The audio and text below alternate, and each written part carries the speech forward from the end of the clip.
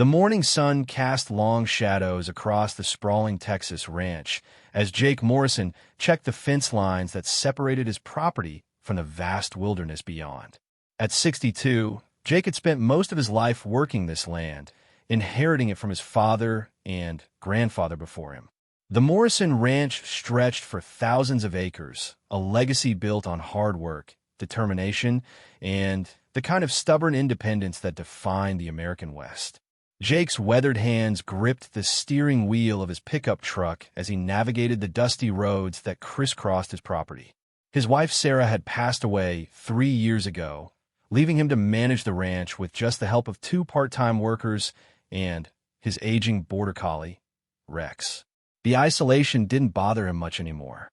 He'd grown comfortable with the silence, finding peace in the routine of caring for his cattle and maintaining the land that had been in his family for over a century. That Tuesday morning started like any other. Jake was checking the water levels in the stock tanks when he noticed something unusual near the southern boundary of his property. A small group of people was walking along the old dirt road that ran parallel to his fence line.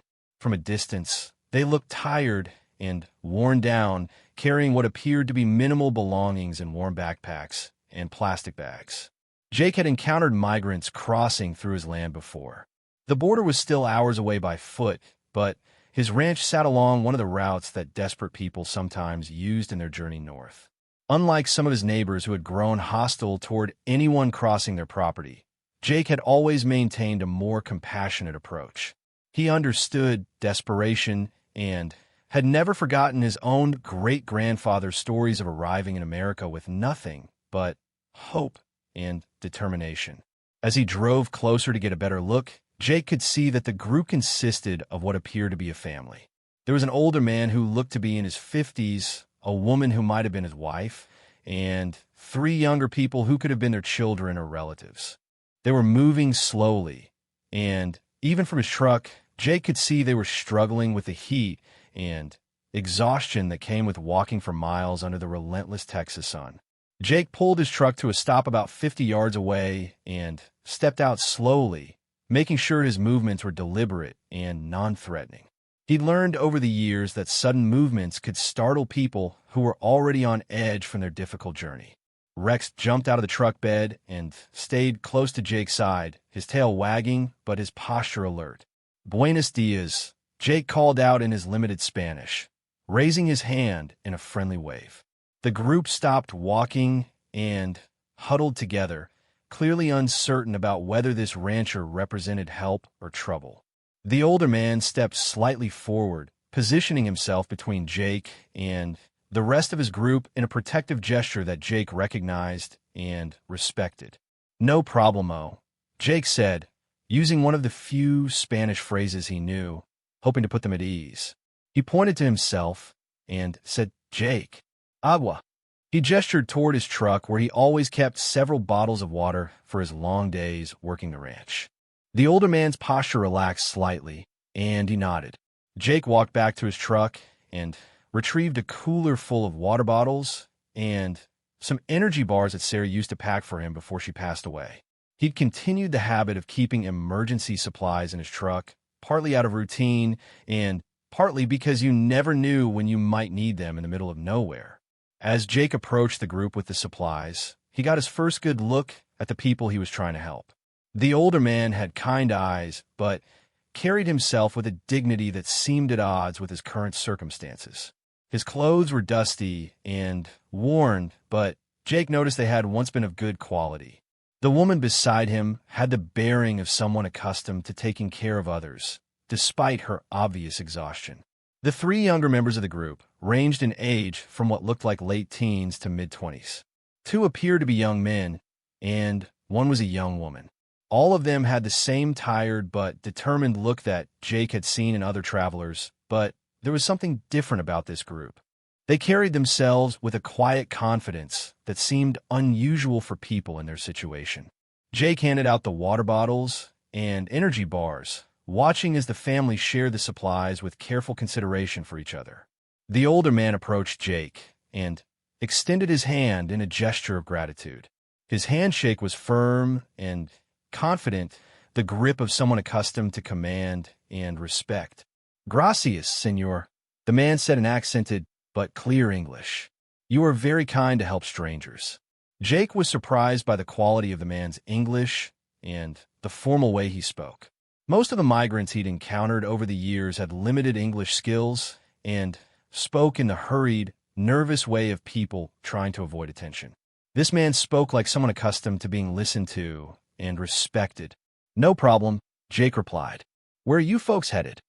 The older man glanced back at his family before answering. "North," he said simply. "We hope to reach friends who can help us." Jake nodded, understanding the need for vagueness. He'd never asked too many questions of the people who passed through his land. Everyone had their reasons for leaving their home, and those reasons were usually complicated and painful. What mattered to him was that they were human beings who needed help. "It's going to be another scorching day," Jake said, looking up at the sun that was already climbing higher in the sky. "You folks have a long way to go, and there's not much shade between here and the highway." The older man's expression grew concerned as he looked back at his family, particularly at the young woman who was trying to hide how tired she was. Jake could see the internal struggle playing out on the man's face as he weighed the risks of accepting help from a stranger against the very real dangers of continuing their journey in the heat.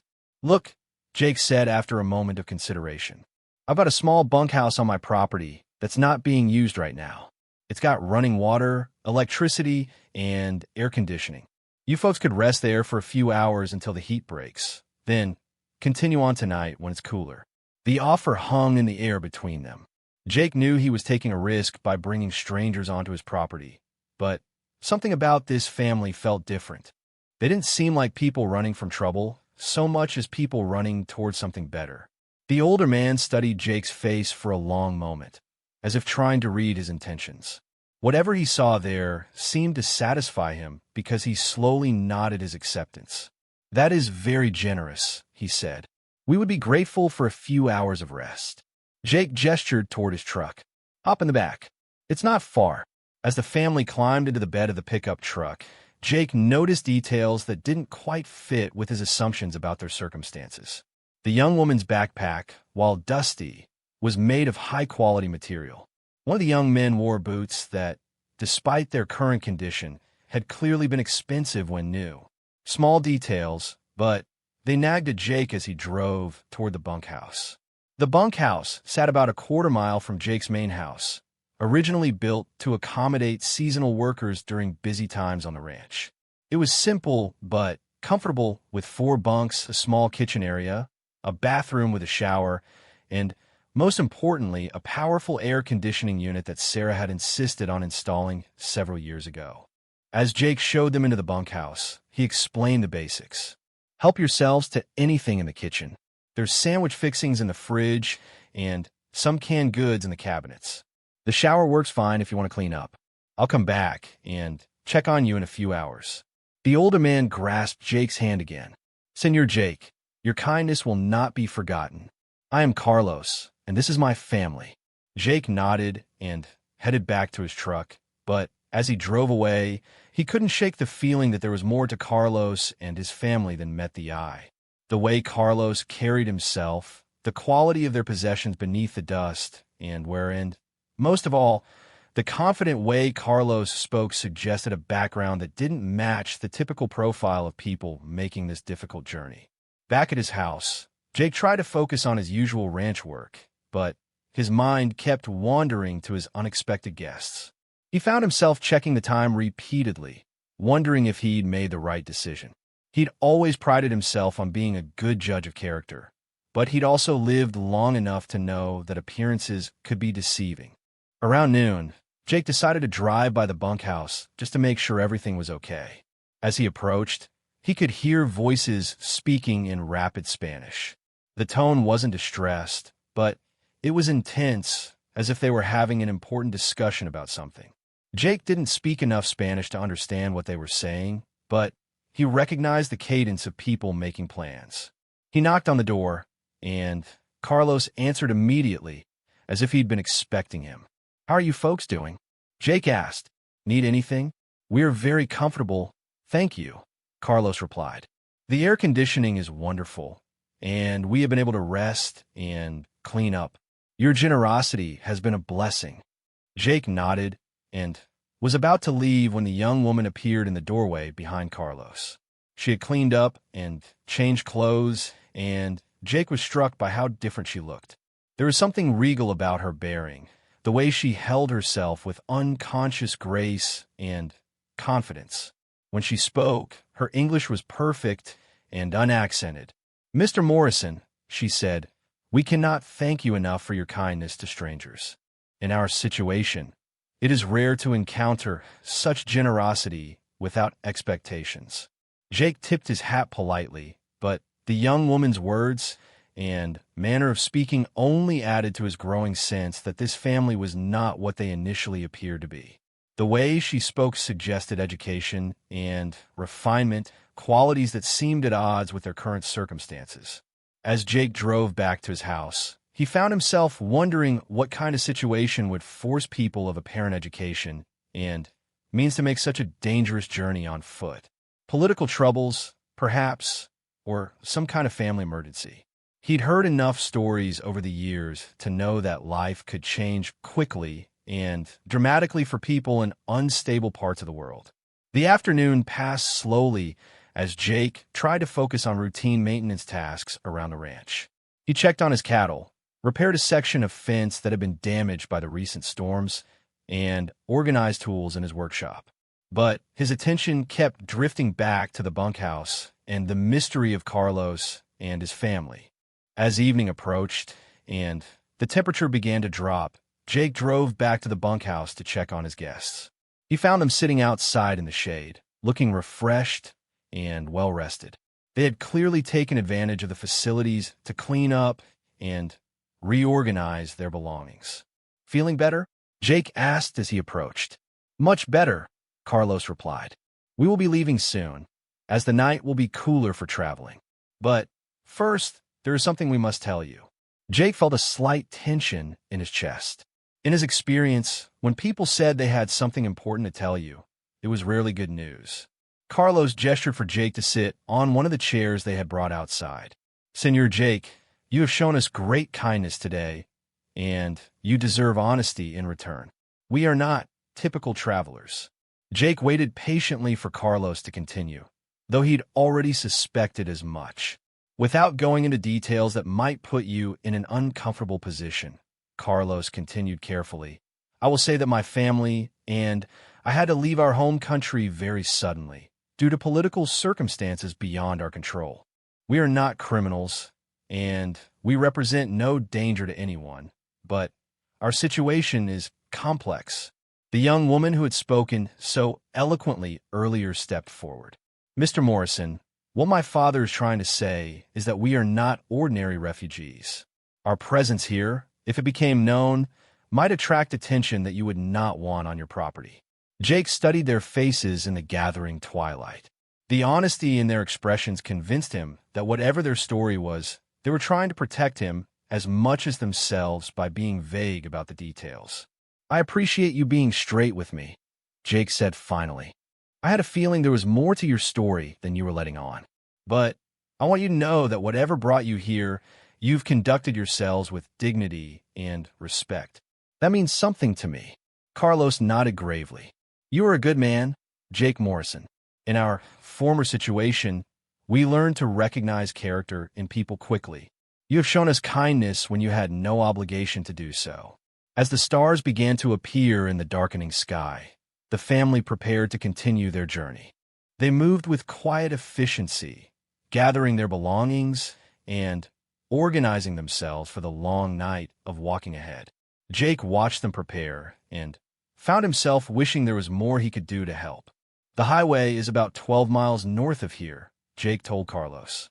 "If you follow the old ranch road to its end, then head northeast, you'll hit the main road. From there, you'll have better options for transportation." Carlos shook Jake's hand one final time. "Someday, when circumstances allow, I hope we will meet again under better conditions. Your kindness today will not be forgotten." As Jake watched the small group disappear into the darkness, walking north toward an uncertain future, He had no idea that his simple act of compassion had just changed his life in ways he could never have imagined. The family he had helped was indeed not ordinary travelers, and the implications of their journey and his assistance would soon reach far beyond the boundaries of his quiet Texas ranch. 3 weeks after his encounter with Carlos and his family, Jake Morrison had almost convinced himself it had been just another routine act of kindness toward travelers in need. The incident had faded into the background of his daily ranch routine until the morning when everything changed. Jake was feeding his cattle in the north pasture when he noticed a cloud of dust approaching on the main road that led to his ranch. As the dust cloud got closer, he could make out not one, but several dark SUVs moving at high speed toward his property. His stomach tightened as he watched the convoy turn onto his private road without slowing down. Rex began barking anxiously, sensing his master's tension. Jake had lived on this ranch long enough to know that when multiple government vehicles showed up unannounced, it usually meant serious trouble for someone. He climbed into his truck and drove quickly back toward his house, hoping to intercept whoever was coming before they had a chance to search his property thoroughly. The convoy of black SUVs pulled up in front of Jake's house with military precision, forming a semicircle that effectively blocked any easy escape routes. Men in dark suits emerged from the vehicles, moving with the controlled efficiency of federal agents.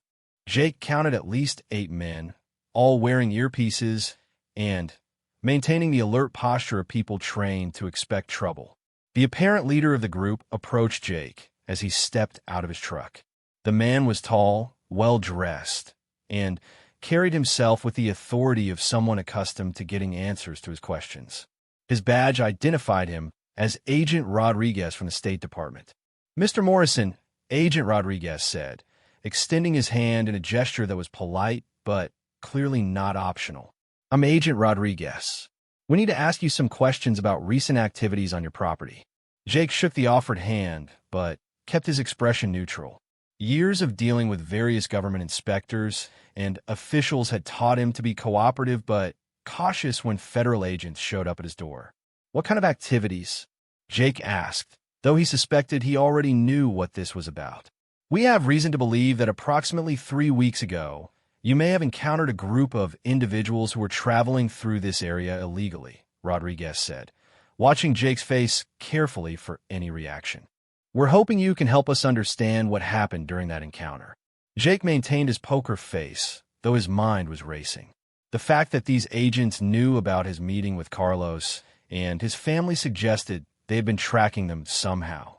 More importantly, the presence of State Department agents rather than immigration officials suggested this was about much more than a legal border crossing. "I encounter a lot of people on this ranch," Jake said carefully. "Hunters, hikers, sometimes folks who get lost. You'll have to be more specific about what you're looking for." Agent Rodriguez nodded, as if he'd expected this response. He gestured to one of his colleagues, who approached carrying a tablet computer. The screen showed several photographs that Jake immediately recognized as surveillance images of Carlos and his family. "These individuals," Rodriguez said, showing Jake the photos. "We have satellite data that suggests they spent several hours on your property before continuing north. We need to know everything about your interaction with them." Jake studied the photos, noting that they were high-quality images that must have been taken with sophisticated equipment. The realization that Carlos and his family had been under surveillance added a new dimension to his understanding of their situation. "What's this about?" Jake asked, deciding that a direct question might get him more information than continued evasiveness. Rodriguez exchanged a glance with his colleague before answering. "Mr. Morrison, the individuals you encountered are persons of significant interest to multiple government agencies. Their presence in this country has implications for national security that go far beyond immigration issues." The words national security sent a chill down Jake's spine. He'd served in Vietnam decades ago and understood that when the government started talking about national security, ordinary citizens could find themselves in very complicated situations very quickly. "I gave some people water and let them rest for a few hours," Jake said, That's what any decent person would do for folks who look tired and thirsty. I didn't know there was anything illegal about basic human kindness. There isn't, Rodriguez said quickly. You're not in trouble, Mr. Morrison. But we need to understand everything that happened.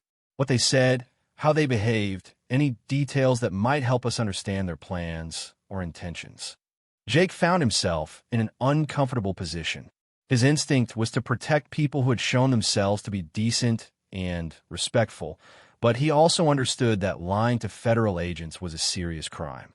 He decided to stick to the basic facts while avoiding any details that might put Carlos and his family in greater danger. Like I said, they looked tired and thirsty, so I offered them water and a place to rest out of the heat, Jake said. They were polite and grateful. We didn't talk much because of the language barrier. They rested for a few hours, then continued on their way. Rodriguez made notes on his tablet as Jake spoke. Did they mention where they were going? Any names of people they might be meeting? They said they were heading north to meet friends, but they didn't give any specifics, Jake replied, which was technically true. What about their behavior? Rodriguez pressed. Did anything seem unusual about the way they conducted themselves? Jake hesitated, remembering his own observations about the family's educated manner of speaking and their quality possessions. Sharing those details might help the agents track them down, which Jake was increasingly reluctant to do. They seemed like decent people who were grateful for help, he said finally. Nothing that struck me as suspicious or dangerous. Rodriguez studied Jake's face for a long moment, clearly sensing that there was more to the story than Jake was sharing. However, he seemed to decide that pressing harder might not be productive. Mr. Morrison, Rodriguez said, I'm going to be direct with you because I think you deserve to understand the situation. The man you helped is Carlos Mendoza, former president of the Republic of San Marcos. His government was overthrown in a military coup 6 weeks ago, and he and his family escaped the country under dangerous circumstances. Jake felt the blood drain from his face as the full implications of Rodriguez's words hit him. He had not just helped ordinary refugees, he had unknowingly aided a former head of state and his family who were fleeing a political revolution.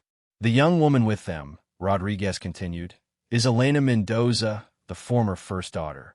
The two young men are her brothers, Miguel and Roberto. All of them are wanted by the new military government in San Marcos, and their presence here has created significant diplomatic complications. Jake sank in one of the chairs on his front porch, his mind reeling. No wonder Carlos had carried himself with such dignity and authority. No wonder Elena had spoken with such refined education and poise. They weren't ordinary migrants seeking economic opportunities. They were political refugees fleeing for their lives. Are they safe? Jake asked, surprising himself with the question. Rodriguez's expression softened slightly. That's what we're trying to determine. The new government in San Marcos has formally requested their extradition, claiming they're wanted for corruption and theft of state funds. However, we have reason to believe these charges are politically motivated. So what happens now? Jake asked. That depends partly on what we can learn about their current situation and intentions, Rodriguez said. The State Department is reviewing their request for political asylum, but the process is complicated by the diplomatic pressure we're receiving from the current San Marcos government. Jake stood up and walked to the edge of his porch, looking out over the ranch land where he had first encountered the Mendoza family. The peaceful landscape seemed different now, touched by international intrigue and political complications he had never imagined. Mr. Morrison, Rodriguez said, approaching him, I want you to understand that you did nothing wrong. Your actions were motivated by basic human decency, and no one is suggesting otherwise. However, this situation has implications that extend far beyond your ranch. What kind of implications? Jake asked, though he wasn't sure he wanted to know. Rodriguez gestured toward the other agents, who were maintaining a respectful distance but clearly listening to every word. The San Marcos military government has significant influence in the region, and they've been pressuring our government to find and return the Mendoza family. At the same time, there are human rights organizations arguing that returning them would essentially be a death sentence. Jake turned to face Rodriguez directly. And, you think I can help you figure out which side is right? We think you might be able to help us understand what kind of people they are, Rodriguez said.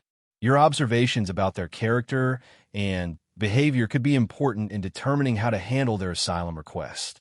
Jake considered this for a long moment. The request put him in the position of essentially testifying about people who had trusted him with their safety. At the same time, if his testimony could help them receive protection, perhaps he owed them that much. They conducted themselves with dignity and respect, Jake said finally. The father, Carlos, was clearly accustomed to leadership, but showed genuine humility and gratitude. The daughter, Elena, was educated and articulate. They all seemed like people who were used to taking care of others, not the kind of people who would abandon their responsibilities unless they had no choice. Rodriguez nodded and made more notes. Did they give you any indication of their plans? Any hint about where they might be trying to go or who they might be trying to contact? Jake shook his head. They were careful not to say anything that might compromise their safety or put me in a difficult position.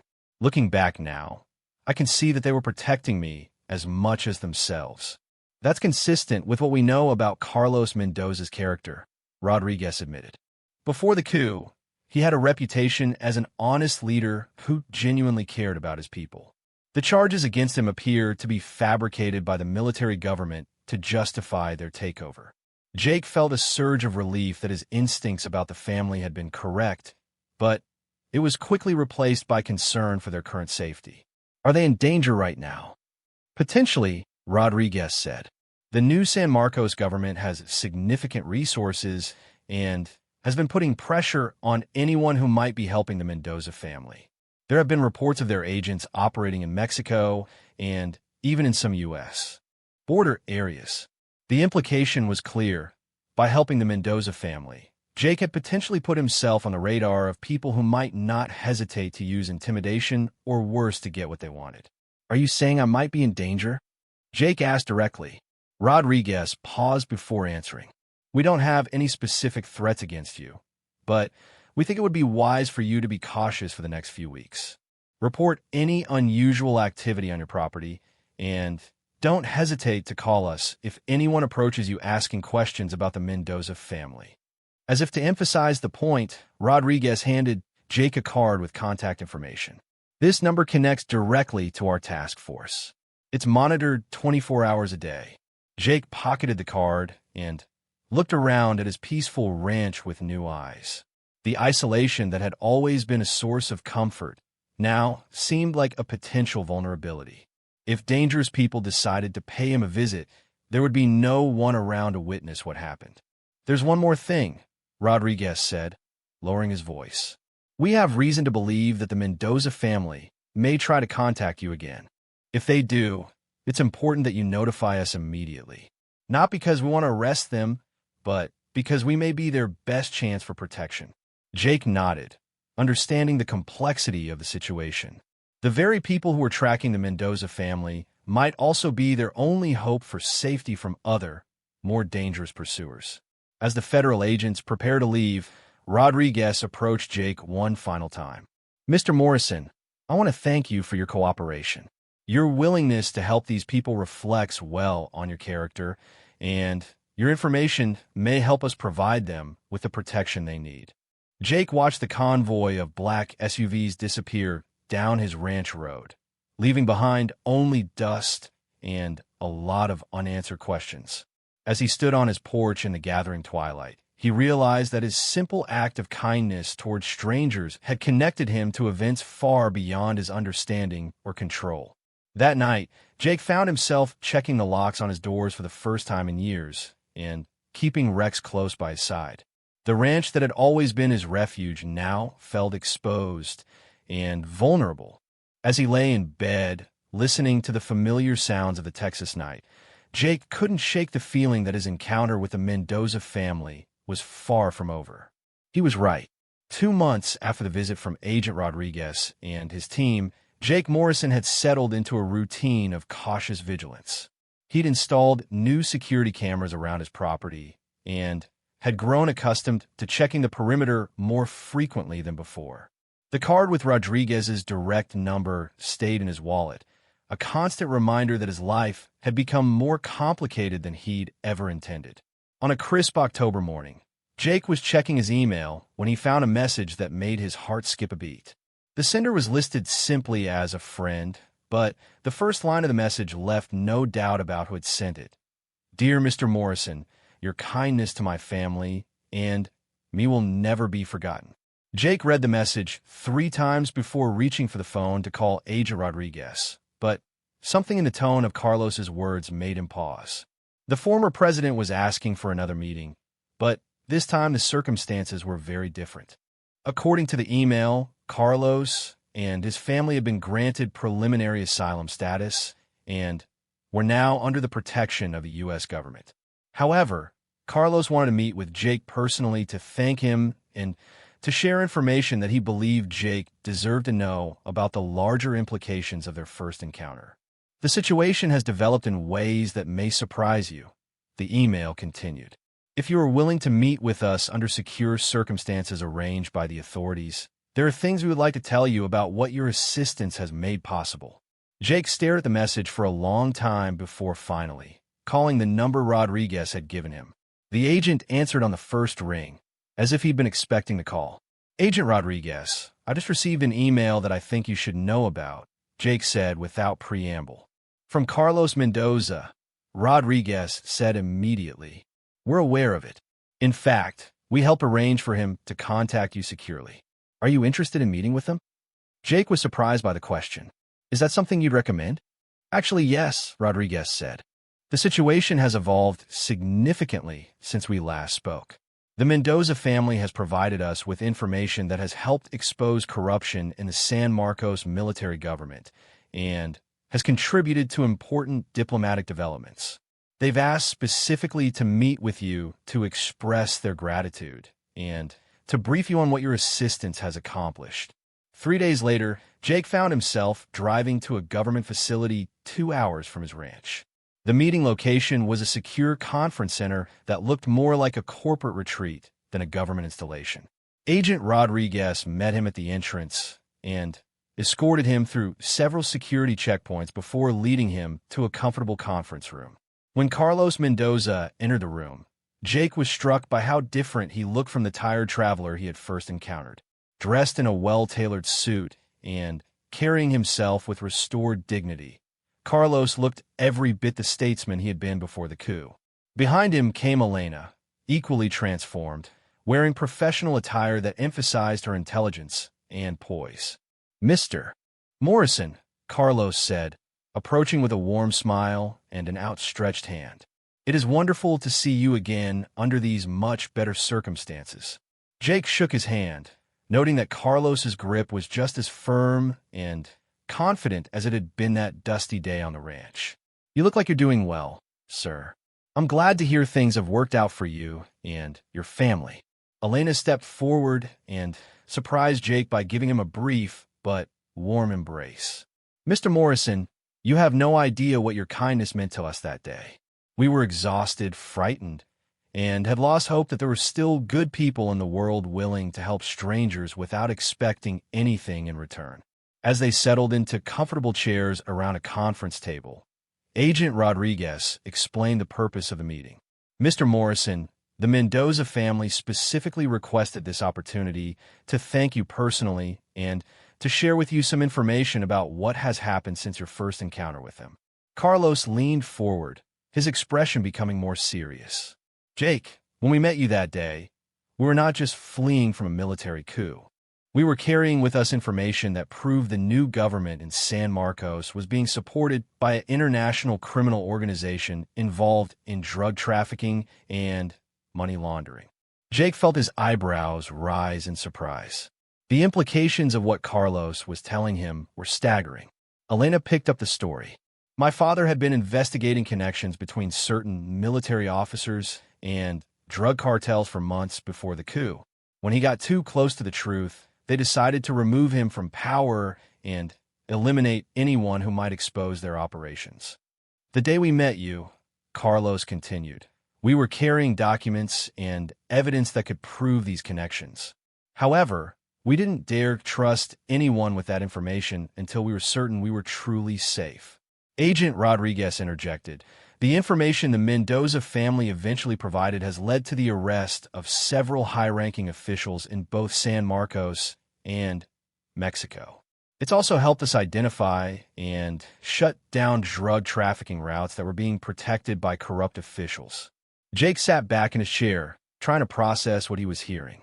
Are you telling me that by giving you water and a place to rest, I somehow helped bring down a drug cartel? Carlos smiled. In a very real sense, yes. If we had not encountered your kindness that day, we might not have survived to deliver that information to the proper authorities. The desert is unforgiving, and we were reaching the limits of our endurance when you found us. Elena added, more than that, your treatment of us helped restore our faith that there were still honest, decent people in the world. After what we had experienced with corruption and betrayal in our own country, meeting someone who would help strangers simply because it was the right thing to do gave us hope that justice was still possible. Agent Rodriguez spread several documents across the table. Mr. Morrison, I can't share all the details, but I can tell you that the intelligence provided by the Mendoza family has contributed to one of the most significant anti-corruption operations in Central America in the past decade. Drug trafficking routes worth hundreds of millions of dollars have been disrupted, and several major cartel leaders have been arrested. Jake looked at the documents, which appear to be official reports and intelligence summaries, though most of the specific details have been redacted for security reasons. The scope of the operation was impressive, involving multiple countries and law enforcement agencies. There's something else you should know, Carlos said, his expression becoming more personal. The bunkhouse where you let us rest that day, it became a symbol for us of what America represents at its best. The willingness to help people in need, regardless of who they are or where they come from. Elena nodded in agreement. When we were being interviewed by immigration officials and asylum officers, we told them about our encounter with you. Your story became part of our testimony about why we believed America would provide us with justice and protection. Agent Rodriguez smiled. I can tell you that your actions made a significant impression on the immigration court. The fact that an ordinary American citizen had helped the Mendoza family without knowing who they were, simply because they needed assistance, was cited as evidence of the American values that made them want to seek asylum here. Jake felt a mix of pride and amazement. He had never imagined that his simple act of kindness could have such far-reaching consequences. Carlos reached into his briefcase and withdrew a beautifully crafted wooden box. Jake, this contains soil from the ranch where I was born in San Marcos. My grandfather built that ranch with his own hands, just as your grandfather built your ranch. I want you to have this as a symbol of the connection between us, two families who understand the value of the land and the importance of helping others. Jake accepted the box with genuine emotion. The craftsmanship was exquisite, and he could feel the weight of history and tradition in the gesture. There's one more thing, Elena said. We've established a foundation to help other political refugees who are fleeing corruption and violence in Central America. We would like to name you as our first honorary board member, if you're willing. Jake looked around the table at the faces watching him expectantly. The irony wasn't lost on him that a simple rancher from Texas was being invited to join an international foundation because he had offered water to thirsty travelers. I'm honored, Jake said finally, but I have to ask, what would that involve? I'm just a cattle rancher. I don't know much about international affairs or refugee work. Carlos laughed warmly. That's exactly why we want you involved. You understand something that many politicians and diplomats never learn. That helping people is not about politics or ideology. It's about recognizing our common humanity and acting on it. Elena added, the foundation will provide funding and support for other families in situations similar to ours. Your role would be to help us remember that our mission is to help real people with real needs, not to get caught up in bureaucracy or politics. Agent Rodriguez explained that the foundation had already received initial funding from the U.S. government and several international human rights organizations. Your name on the board would carry significant weight because of your role in this story. You represent the American ideal of helping others without expecting anything in return. Jake spent the next hour learning about the foundation's mission and goals.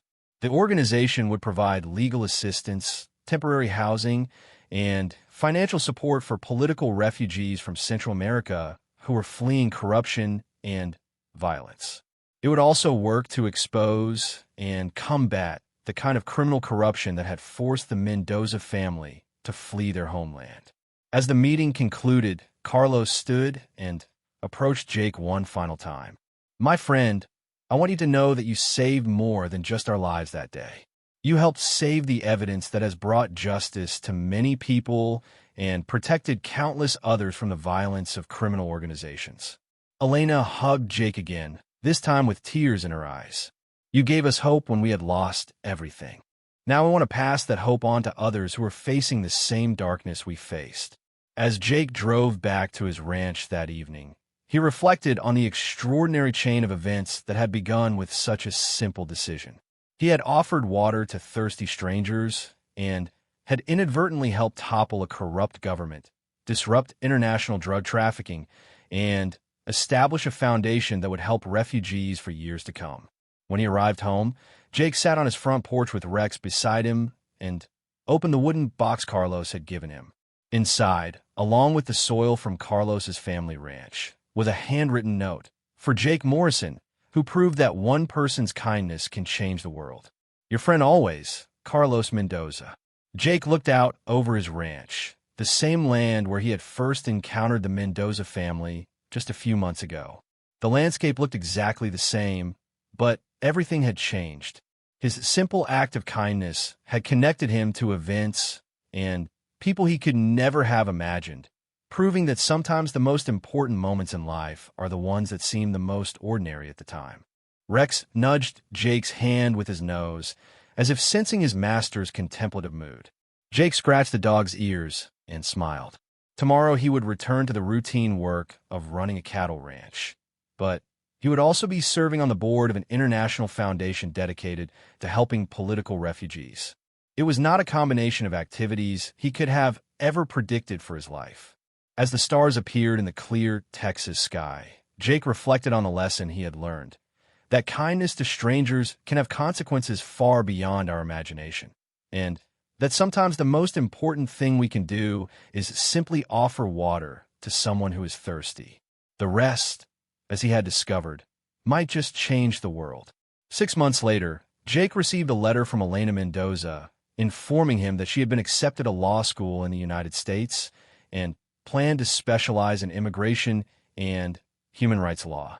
"I want to spend my life helping people the way you helped us," she wrote. "Your example showed me that real change begins with individual acts of kindness." Jake kept that letter on his desk next to the wooden box of soil from San Marcos, permanent reminders that his quiet ranch in Texas had become part of a much larger story about justice, hope, and the power of human decency. And every time he encountered travelers on his land, he remembered that you never know who might be walking down your road, or how your response to their need might change both their life and yours in ways you could never imagine.